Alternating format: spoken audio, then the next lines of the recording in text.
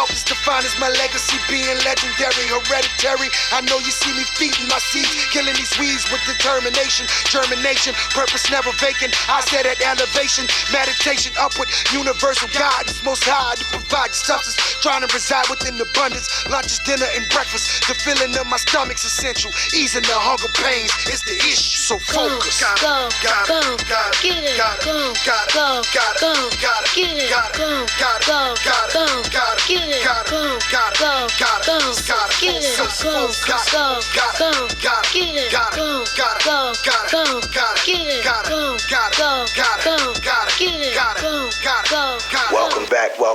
Welcome back. This is Big Boxx. Little Boxx. And welcome to Connis Universe of the Autism Season 2, Episode 2.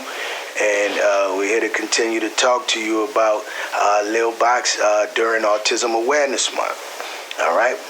And we're in Autism Awareness Month right now, Lil Boxx. And how does that make you feel overall? I feel confident about it that people should be aware. People should be aware. And do you think people are aware or they need more awareness? They need more awareness. Yeah, so that's going to actually bring us into this next episode, which is airing now. And what do you think is needed from your peers and other people to be more aware? What you think is needed to be done? You don't need to just ramble all over the place. Just be concise. The aspects of it and how it can affect every single one of us. And if the typical people don't understand about it, they'll just like be like mental racists and stuff like that. Mental racist? Okay, so I understand your concept. You can't be a mental racist, but basically they have a prejudice against people with autism, right? That's what you're saying? Mm-hmm. Do you think that some people know, or they're just not aware, or they just don't care? Sometimes they're just not aware enough, and sometimes they just don't care. Okay.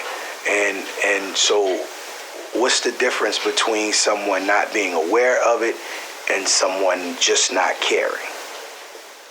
For the not being enough apart, the typical person thinks that they're aware enough, but they actually aren't. And if they get to some sort of event or something, showing that they don't understand fully, if they don't grasp the fully enough aspect of autism, that they'll tell the autistic person that make the autistic person think that they don't care. Now for the they don't care part, is the entire typical society is just gonna call them freak shows or dummies or whatever, just because of their own state. Their own mental state, right? Exactly. All right. And this is for you to let typical people know, and also speak up for autistic people, is y'all are very aware when you're treated differently, correct?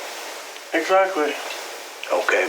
And how does that really make you feel in that state? Like, soon as it happens, you go to be social or you go to interact with somebody or you're around people and they were to do something that would affect you in that way, in that instance, what are the emotions that you feel, or some of your peers that's on the spectrum as well? Like, we don't have to say his name, but you said a guy that you've really become real good friends with, and you look out for him and you put him on game about his social awareness. How do that affect y'all within y'all conversation, or how y'all relate when it comes to typical people? Sometimes I just have to tell him that a lot of people don't understand what you're doing. Sometimes I go so cool. I see him around. I see him from the corner of my eye of him wandering around the gymnasium, clapping his hands multiple times and kind of make bee buzzing sounds, you know? Yeah. And you understand that because you used to do similar things, and sometimes you still do similar things, correct?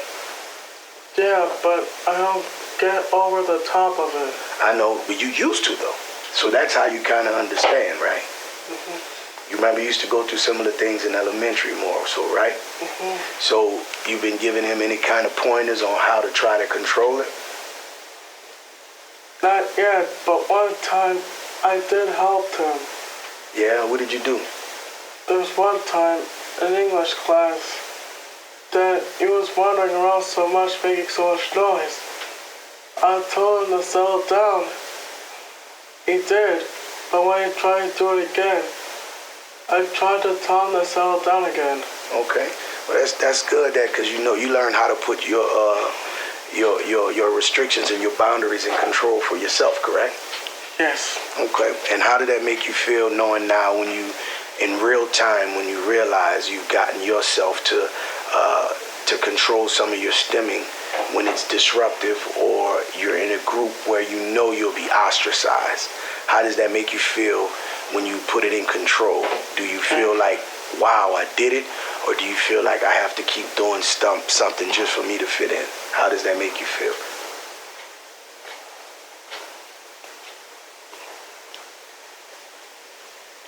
It's a good question, right? You can answer it truthfully. It could be both. It could be either or. Either or. Either or. So sometimes you feel like, wow, I did good to control it. And then sometimes you feel like, why do I keep having to do this to fit in? Come on. This is your platform to talk and teach people and tell the truth. Because you never know how other autistic people may see this and you may help them through it. Or other autistic people that has become adults may see this and reach out to you and try to give you some game. Because when you really look at it, man, you know you came a long way. It's a lot of things people were saying that you may not be able to do or you possibly couldn't do. And aren't you doing it? Yes. And how does that make you feel? It makes me feel great about it. And I know you'll be 15 this year. You got a long way to go, man. You got life to live. So a lot of these things are going to come into play and it's going to assist you and it's going to help you. Okay? So just expounding on that and speaking in regards to what's needed from people to accept people on the spectrum and people with autism more. Just looking into that, whereas are you noticing more and more people having different attributes on the spectrum and being ostracized and left out? Yes. Okay. And then even within y'all that's on the spectrum, sometimes y'all even separate y'allself from each other too, right? Yes. You think that's done because people looking at each other differently, or it's just a social issue? Sometimes it could be a social issue. I tried to interact with a couple at school. I know. And the ones on the spectrum at school, do they interact with you back? Yes. All right, that's what's up. So you do keep a good cordial rapport with everybody. And we're going to definitely dig deeper into all these aspects of it. And I know you said it's been rough with some people at school. We won't say no names. It's certain things we had to bring to attention of faculty. And it's some things that continually happen because you understand teachers and the faculty can't see everything or hear everything.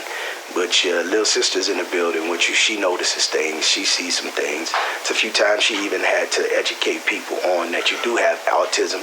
And then when people do talk to you, they see how intelligent, smart, and cool you are as well. You know? So we're going to get more into that, into the next segment and speaking on that and continuing on it. So we're going to go ahead off and end episode 2. And this is signing off, Connis Universe of Autism. One life, one love, one God. And Boxx, tell them. Purity. Peace. Boxx-A-Million. Boxx-A-Million. Boxx-A-Million. Mighty Lion of Judah. Wow.